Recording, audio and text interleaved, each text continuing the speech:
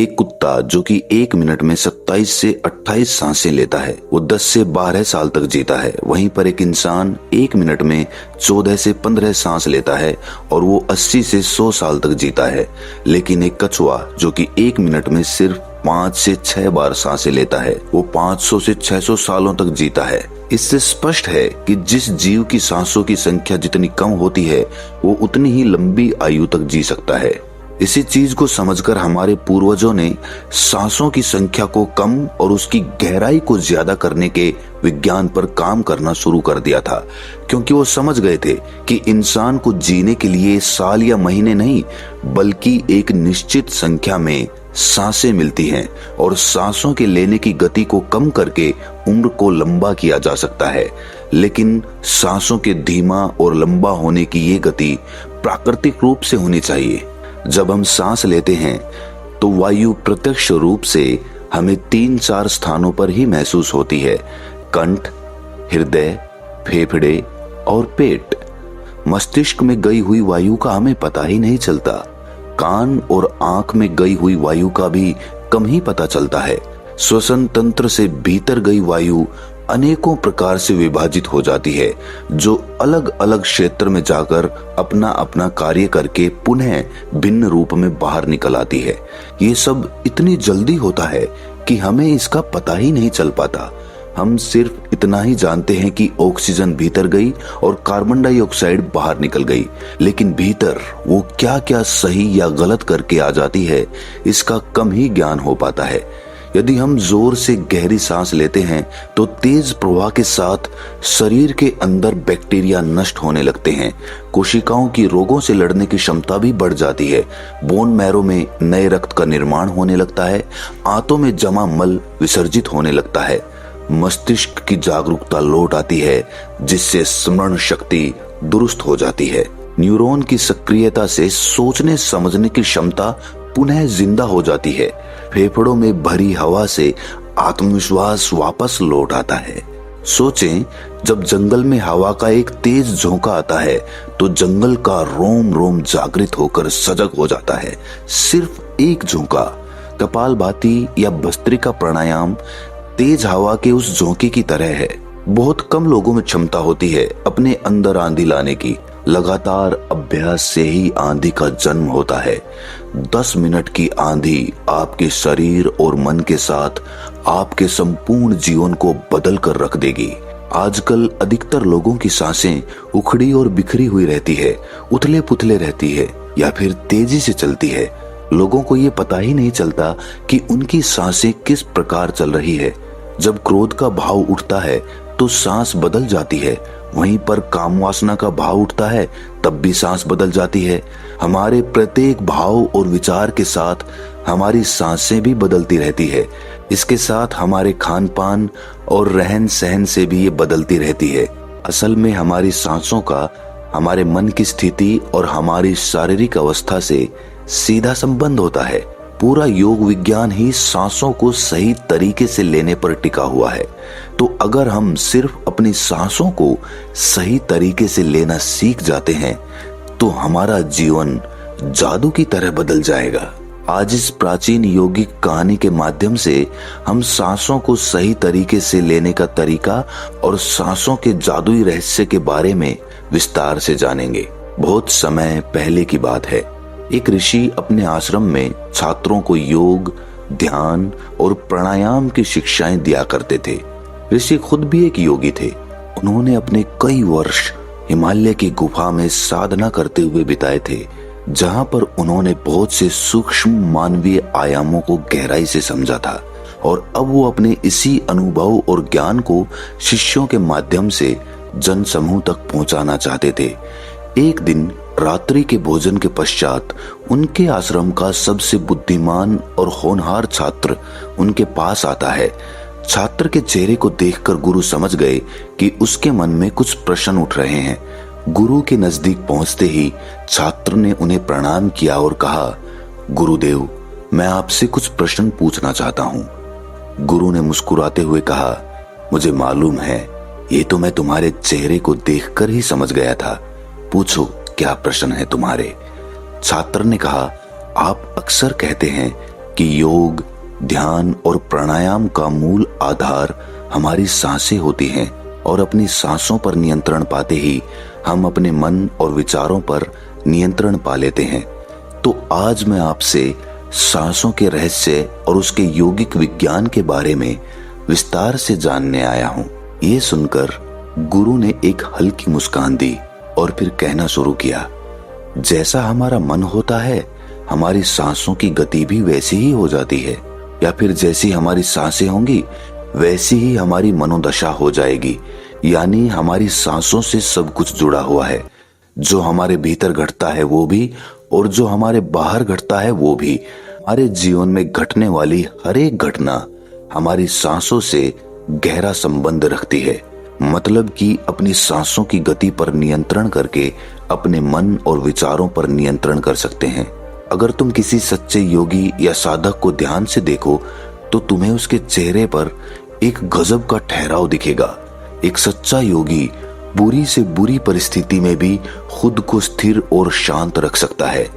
एक योगी अपनी भावनाओं को नहीं दबाता, बल्कि वो अपनी सांसों पर नियंत्रण हासिल करता है और सांसों को नियंत्रित करते ही वो अपने मन पर नियंत्रण पा लेता है। और जिस आदमी का मन उसके नियंत्रण में हो, उसके पास उसकी सभी समस्याओं का समाधान है।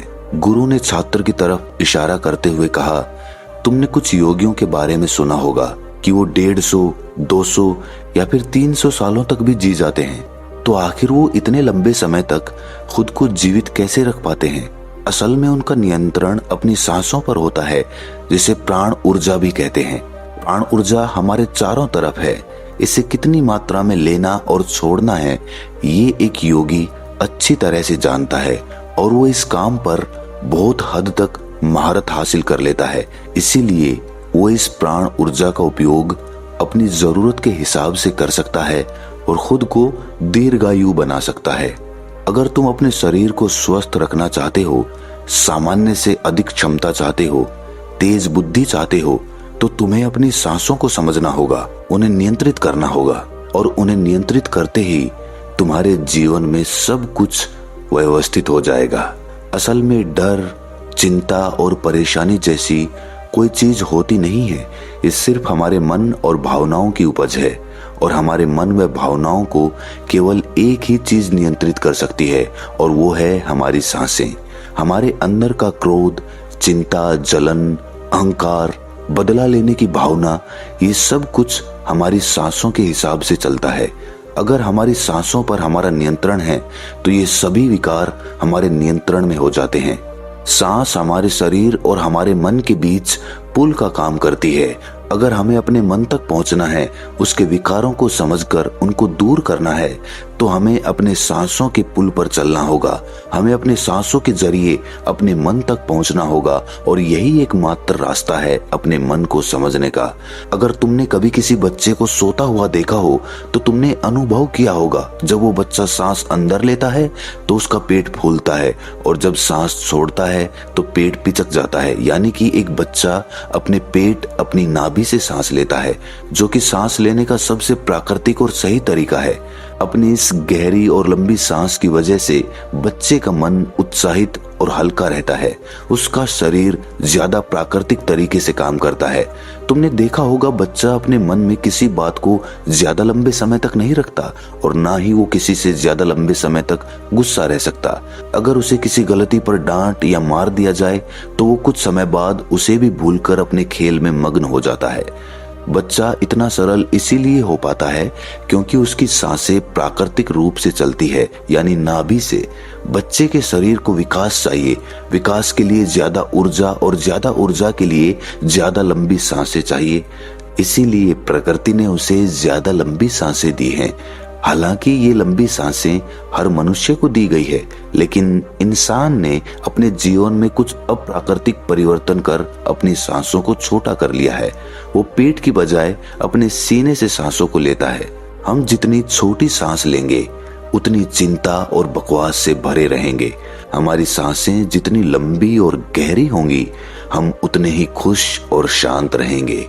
गुरु ने आगे कहा कि एक आदमी 1 मिनट में 14 से 15 बार सांसें लेता है। सांस का सीधा संबंध हमारी मन की स्थिति और हमारे शारीरिक कंपन से है। अगर 1 मिनट में ली जाने वाली सांसों की संख्या 11 से नीचे आ जाए तो हम अपने आसपास होने वाले कई कंपनों को समझना शुरू कर देंगे, यानी जानवरों की आवाजें हमारे लिए स्पष्ट हो जाएगी। तुमने सुना होगा कि शेर और बाघ जैसे खूंखार जानवर भी कुछ योगियों के सामने आते ही पालतू बिल्ली की तरह व्यवहार करने लगते हैं। ऐसा इसीलिए हो पाता है क्योंकि उन योगियों ने अपनी सांसों की संख्या को कम करके जानवरों की आवाजों, उनकी भावनाओं और कंपनों के साथ एक संवाद स्थापित कर लिया है। अगर 1 मिनट में ली जाने वाली सांसों की संख्या 9 से कम हो जाए तो पेड़ और वनस्पति जो कार्य कर रहे हैं वो समझना हमारे लिए आसान हो जाएगा। अगर हमारी सांसें 1 मिनट में 6 से कम हो जाती है तो बेजान चीजें कैसे काम करती है ये समझना हमारे लिए आसान हो जाएगा। बेजान चीजों के कंपन और उनसे जुड़ी दुनिया हमारे लिए स्पष्ट हो जाती है। दूसरे शब्दों में कहा जाए तो ब्रह्मांड की प्रकृति समझी जा सकती है और ऐसी स्थिति पर पहुंचकर ही बहुत से योगी और ऋषि मुनि ब्रह्मांड के रहस्यों और उनमें घटने वाली घटनाओं की भविष्यवाणी कर देते हैं। हमारा शरीर जितना स्थिर होगा हम उतनी ही कम सांसें लेंगे। अगर हम अपने पूरे शरीर को स्थिरता के एक निश्चित स्तर पर ले जाएं और बहुत तेज सांस ना लें तो हमारा बोध बढ़ता चला जाता है। दोस्तों, योग विज्ञान के अनुसार एक साधक अपनी सांसों पर नियंत्रण करके ऐसी बहुत सी चीजें कर सकता है जो साधारण इंसान के जीवन से परे है। योगिक परंपरा में तो ये भी कहा जाता है कि अपनी सांसों को घंटों तक रोककर एक आदमी एक नए मानवीय आयामों का अनुभव कर सकता है। ऐसी बहुत सी बीमारियां जो जानलेवा हो सकती हैं या जिनका कोई इलाज नहीं है, उन्हें केवल अपने मन और दिमाग पर नियंत्रण रखकर ठीक किया जा सकता है। अपनी सांसों पर नियंत्रण करके व्यक्ति एक ऐसी मानसिक स्थिति तक पहुंच सकता है जहां जीवन में आने वाले उतार चढ़ाव उसे परेशान नहीं कर सकेंगे। कुछ लोगों को ये सब बातें कहानी लग सकती है क्योंकि आमतौर पर लोग ऐसा नहीं करते हैं और कोई भी चीज जिस पर उन्हें यकीन नहीं होता उसे अंधविश्वास कहकर नकार दिया जाता है। लेकिन पुरानी योगिक परंपराओं का पालन करने वाले लोग ऐसी बातों का दावा करते हैं। उन्हीं लोगों में से एक है स्वामी रामा। स्वामी रामा हिमालय की गुफाओं में रहा करते थे। उन्होंने बचपन से ही योग की प्रणालियों का अभ्यास शुरू कर दिया था। 1970 में स्वामी रामा एक अमेरिकन रिसर्च लेबोरेटरी में गए। अपनी सांसों पर नियंत्रण करके उन्होंने अपने दिमाग और मन पर कि वो जब चाहें, जितने समय के लिए चाहें, अपनी सांस, ब्रेन वेव्स, हृदय की धड़कन और शरीर में बहने वाले खून को रोक देते थे। लेबोरेटरी में मौजूद डॉक्टर्स ने स्वामी रामा के शरीर पर रिसर्च की और उन्हें मृत घोषित कर दिया। लेकिन इस अवस्था में भी स्वामी रामा सब कुछ महसूस कर सकते थे। ये देखकर वहां मौजूद रिसर्चर्स की टीम दंग रह गई थी। साथ ही स्वामी रामा अपने शरीर में अपनी मर्जी से ट्यूमर की ग्रोथ को घटा और बढ़ा भी सकते थे। रिसर्चर्स की जिस टीम को हिमालयन योगियों के सारे दावे अंधविश्वास और पाखंड से भरे लगते थे, वो अचानक से उन्हें इनर साइंस प्रतीत होने लगे थे, एक भीतरी विज्ञान जो साधारण मनुष्य की कल्पना से भी परे है। सांसों को ध्यान पूर्वक लेना ये एक प्राचीन योगिक टेक्निक है। एक योगी जिसने अपनी सांसों पर नियंत्रण हासिल कर लिया है, वो जब चाहे अपनी सांसों को रोक सकता है। स्वामी रामा के अनुसार अगर आप अपनी सांसों को समझ गए तो आपके शरीर में होने वाली वो बीमारियां जिनका इलाज आज मेडिकल साइंस के पास भी नहीं है, सांसों के माध्यम से उन्हें भी ठीक किया जा सकता है। श्वास के गूढ़ रहस्यों को समझाने के लिए बाद में स्वामी रामा ने अपने कुछ साथियों के साथ मिलकर एक किताब भी लिखी है जिसका नाम है साइंस ऑफ डेथ। गुरु ने आगे कहा, जब सांस विचलित होती है तो मन भी अस्थिर हो जाता है, लेकिन जब सांसें शांत होती है तो मन भी स्थिर हो जाता है और योगी दीर्घायु हो जाता है। इसीलिए हमें अपने स्वास्थ्य पर नियंत्रण करना सीखना चाहिए। गुरु ने शिष्य की आंखों में देखते हुए कहा, तुम्हें क्या लगता है, क्या तुम जितनी लंबी सांसें अंदर लेते हो उतनी ही लंबी सांस बाहर भी निकालते हो? नहीं, सामान्य स्थिति में हम जो सांस अंदर लेते हैं उसकी लंबाई 10 अंगुल होती है और सांस बाहर निकालते समय इसकी लंबाई 12 अंगुल हो जाती है। यहाँ 1 अंगुल का मतलब 1 अंगुली मोटाई से है। हमारी रोजमर्रा की जिंदगी में कुछ काम ऐसे होते हैं जिन्हें करते समय जितनी लंबी सांस अंदर जाती है उससे कई गुना ज्यादा लंबी सांस बाहर निकल जाती है। भोजन करते समय बाहर निकलने वाली सांस की लंबाई 16 से 17 अंगुल होती है। तेज चलते समय इनकी लंबाई 22 से 24 अंगुल हो जाती है। दौड़ते समय निकलने वाली सांसों की लंबाई 45 से 50 अंगुल तक पहुंच जाती है। संभोग करते समय 50 से 60 अंगुल। सोते समय नींद में बाहर निकलने वाली सांसों की लंबाई 60 से 70 अंगुल तक पहुंच जाती है। इसीलिए हमारे शास्त्रों में काम और क्रोध पर नियंत्रण रखने की बात कही गई है, क्योंकि ये हमारी प्राण शक्ति को छीन कर देती है। श्वास को इंसान की प्राण शक्ति भी कहा जाता है। जब एक 200 वर्षीय व्यक्ति से उसकी लंबी उम्र का राज पूछा गया तो उसने 2 ही चीजें बताई। पहला, नाभि तक भरकर पूरी सांस ले, और दूसरा, रीढ़ की हड्डी को हमेशा सीधा रखें। साधारण सी लगने वाली ये दोनों बातें योग और प्राणायाम की दृष्टि से बहुत महत्वपूर्ण हैं। असल में शरीर के अंदर जाने वाली सांस की लंबाई कम और बाहर निकलने वाली सांस की लंबाई ज्यादा होती है। यदि किसी तरीके से बाहर निकलने वाली प्राण वायु की लंबाई को कम कर दिया जाए तो लंबी उम्र को प्राप्त किया जा सकता है। स्वर शास्त्र के अनुसार यदि बाहर निकलने वाली प्राण वायु की लंबाई 1 अंगुल कम हो जाए तो व्यक्ति निष्काम हो जाता है, यानी उसके अंदर काम वासना खत्म होने लगती है। 2 अंगुल कम होने से आनंद की प्राप्ति होती है। 3 अंगुल कम होने से लेखन शक्ति बढ़ती है। 4 अंगुल कम होने से वाक सिद्धि प्राप्त हो जाती है। 5 अंगुल कम होने से आदमी को दूर दृष्टि प्राप्त होती है। 6 से 7 अंगुल कम होने से साधक के अंदर अति तीव्र गति से चलने की शक्ति आ जाती है। वो कुछ ही पलों में एक स्थान से दूसरे स्थान पर पहुंच सकता है। 8 अंगुल कम होने से साधक को 8 सिद्धियां प्राप्त हो जाती हैं। पवन पुत्र हनुमान को 8 सिद्धि नवनीत के दाता इसीलिए कहा जाता है क्योंकि उन्होंने 8 सिद्धियों को प्राप्त कर रखा है। ये 8 सिद्धियां हर इंसान में होती है, बस जरूरत है तो इन्हें जागृत करने की। बाहर निकलने वाली सांसों की लंबाई 12 अंगुल कम होने पर योगी को इच्छा मृत्यु प्राप्त हो जाती है। फिर वो जब चाहे तब तक खुद को जीवित रख सकता है। लेकिन ये सोई हुई शक्तियां केवल तभी जागृत होंगी जब मन में इन्हें जागृत करने की तीव्र अभिलाषा होगी, और मन का स्थूल रूप श्वास है, यानी सांसें हैं। इसीलिए सबसे पहले सांसों पर नियंत्रण करना होता है। भगवान शिव पार्वती को बताते हैं कि रात में ईड़ा नाड़ी और दिन में पिंगला नाड़ी को रोकने में जो सफल हो जाता है वही असल में सच्चा योगी होता है। नाड़ियों के विज्ञान के बारे में हम किसी और वीडियो में विस्तार से बात